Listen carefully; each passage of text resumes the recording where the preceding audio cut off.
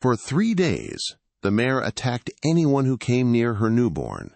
No one was allowed inside the shed. She stood without rest, without food, without fear, guarding something she refused to show the world.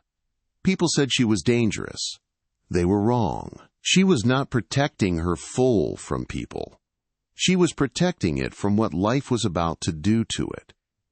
Spring thaw had turned Flathead Valley into soft mud and silver mist. The nights stayed just above freezing, and fog rolled off the river like a living thing, curling around fence posts and swallowing the dark shapes of pine trees.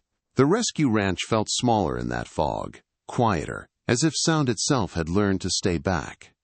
Caleb Warren woke to a sound that did not belong to normal night chores. It was not the low nickers of horses settling in their stalls or the rattle of a loose gate. This sound was sharp and broken, a strained cry that cut through the quiet. He sat up and listened. Another cry followed, lower this time, threaded with pain. Caleb pulled on his jeans and boots and stepped into the cold cabin. The air smelled like old wood and damp earth. His hand brushed a stack of unopened mail on the table. Vet bills and feed invoices, reminders that emergencies never waited for good timing. He did not look at them. He grabbed his jacket and went outside. Fog closed around him as he crossed the yard, boots splashing through shallow puddles. The beam of his flashlight made a narrow tunnel in the gray. Somewhere near the back pasture, the mare cried again. Caleb already knew who it was. Willow had come to the rescue 6 months earlier, thin and wary, ribs showing beneath a dark bay coat. She had been surrendered from a broken backyard breeding place near Missoula. Caleb had earned her trust the slow way, with quiet days and careful distance. Even now she did not seek touch. She accepted it like something borrowed. She was overdue, 9 days past the date the vet had marked. Caleb had checked on her every few hours, the way a man waits on a phone call he does not want to receive. He knew that feeling too well. As he neared the birthing shed, Willow cried again. Caleb slowed before the doorway and steadied his breathing. Horses noticed what people tried to hide. The shed was rough wood with straw spread thick on the ground. The flashlight caught something dark and slick near Willow's hind legs. The birth sack. Willow lay on her side, heaving, sweat darkening her coat despite the cold. She lifted her head and locked eyes with Caleb. He stopped several steps away and spoke softly, keeping his body angled, not blocking her space. Willow's ears flicked back, tired but alert. Then something moved in the straw. A small shape, half wrapped in membrane, jerked a thin leg. The foal took a breath that sounded like a tiny gasp. Caleb let out the breath he had been holding. Willow lowered her head and began to lick the foal with fast, devoted strokes. She tore the sack away and cleared the nostrils. Her body was exhausted, but something fierce burned in her. Caleb stayed where he was. He knew the rule. Give them space. Let the bond form before human hands interfered. The foal breathed again. Its chest rose and fell. It tried to lift its head. Relief hit Caleb hard and sharp. This was why he kept the rescue alive, when the numbers never made sense. Life arrived anyway, even in cold sheds and fog.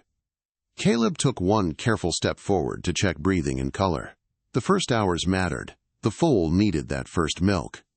Without it, small problems became big ones fast. Willow's head snapped up, her ears pinned flat. In one swift motion, she surged to her feet and swung her body between Caleb and the foal. Her eyes were wild, not cruel, but terrified. She stepped forward with teeth bared, a deep warning rolling in her throat.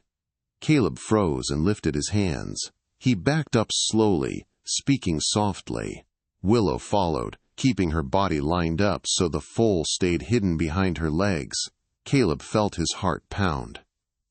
It felt personal for a moment, like rejection, but he pushed that thought away. This was not about him. He stepped back again. Willow did not relax. The foal made a weak sound behind her. Willow shifted to block even that. Caleb stopped moving and softened his voice until it was almost a breath. He told her he was not there to take her baby. Then Caleb did the hardest thing. he left. Not far, just far enough to give Willow the space she demanded. He turned off the light and let darkness settle over the shed. From the fence line he listened. Straw rustled. The foal breathed. Alive meant there was still time. Caleb stayed in the cold until the fog thinned, and dawn hinted at the sky. He knew something was wrong. A hungry mare after birth could usually be distracted.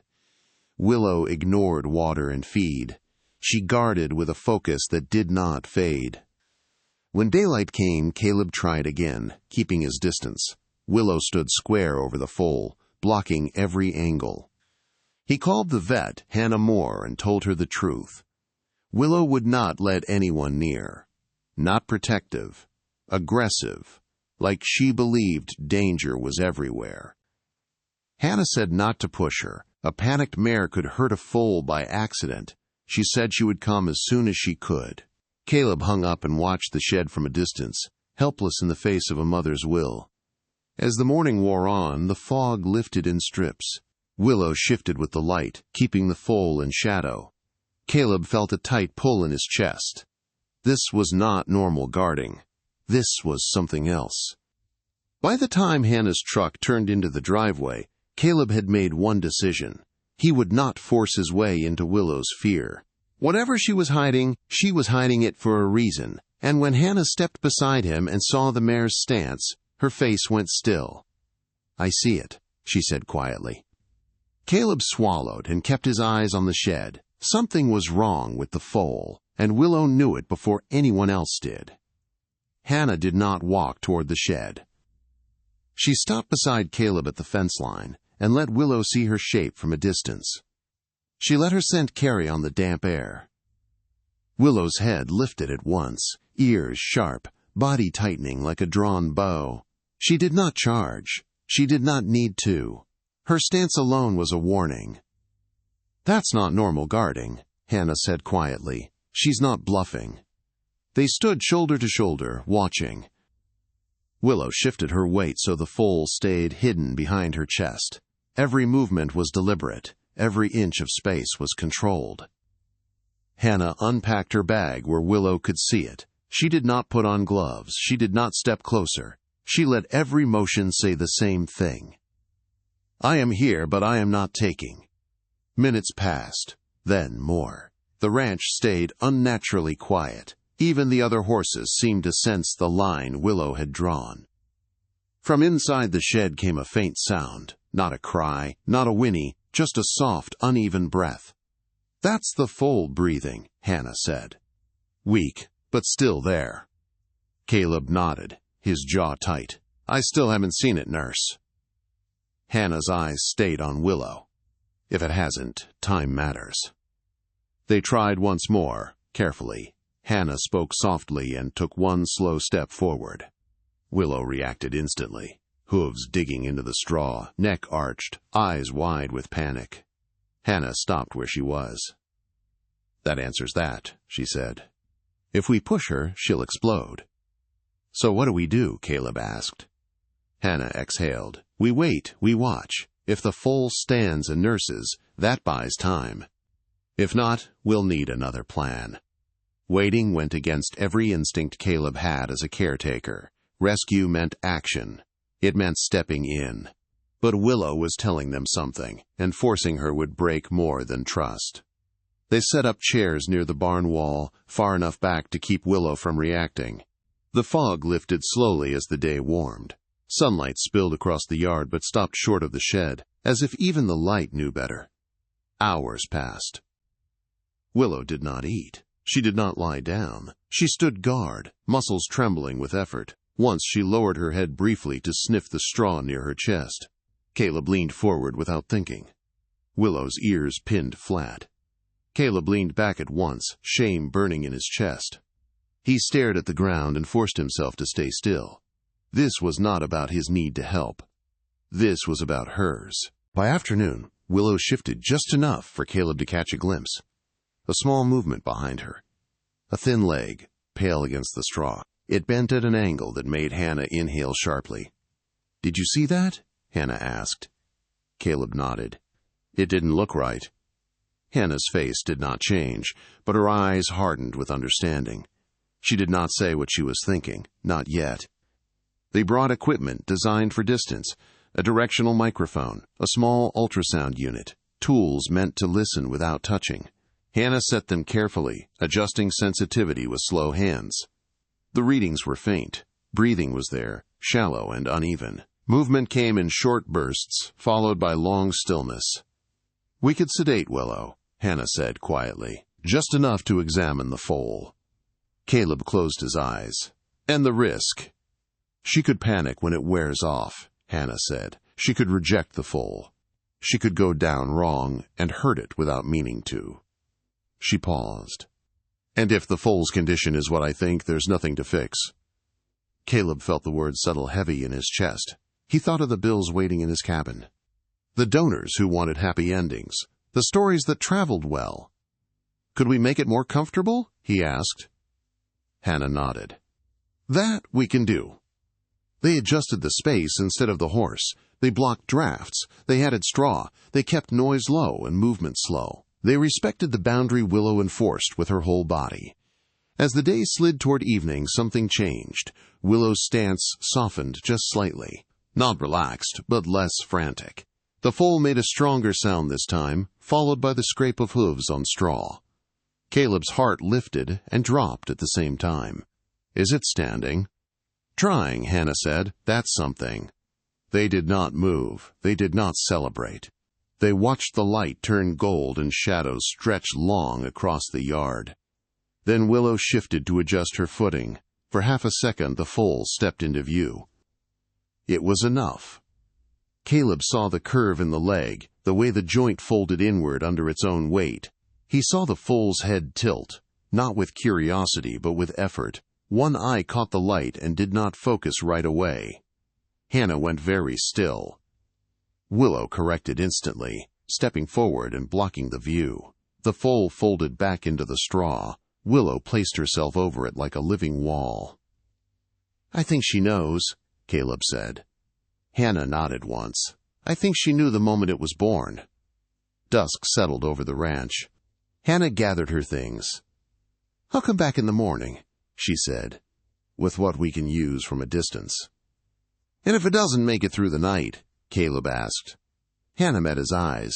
"Then the best thing we can do is make sure it doesn't spend that night afraid." After she left, Caleb stayed. He turned off the yard lights. He sat near the barn wall and listened to the quiet. Inside the shed, Willow stood unyielding, her silhouette dark against deeper darkness.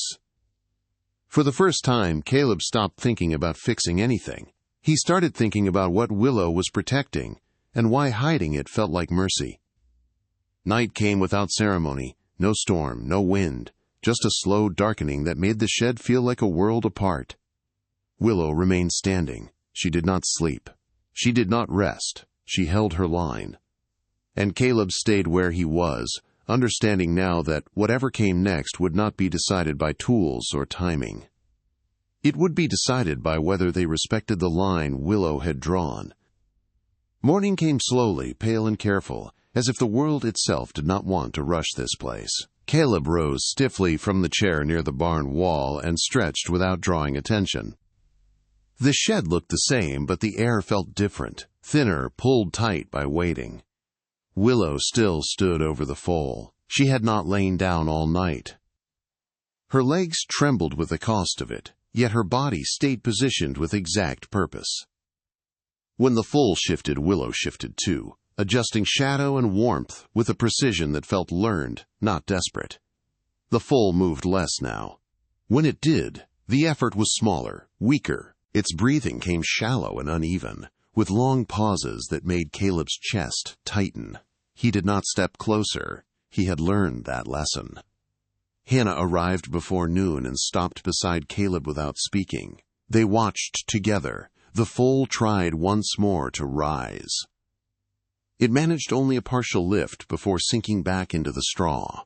This time, Willow did not panic.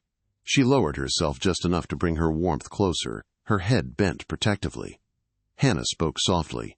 "This isn't something we can fix." Caleb nodded. He had already accepted it, though acceptance did not make it easier. "She's not trying to save it," he said. "She's trying to shelter it." "Yes," Hannah said. "She's keeping it safe from pain, from fear." They did nothing more than adjust the space. They blocked light. They kept the area quiet. They respected the boundary Willow had drawn since the beginning. As evening approached, the foal grew still. Its breathing became so faint that Caleb had to listen hard to be sure it was there at all. Willow lowered her muzzle near the foal's head and breathed slowly, offering rhythm when the foal could no longer find its own. Caleb stayed back, hands pressed into the cold earth, grounding himself. There were no prayers, no bargains, only presence.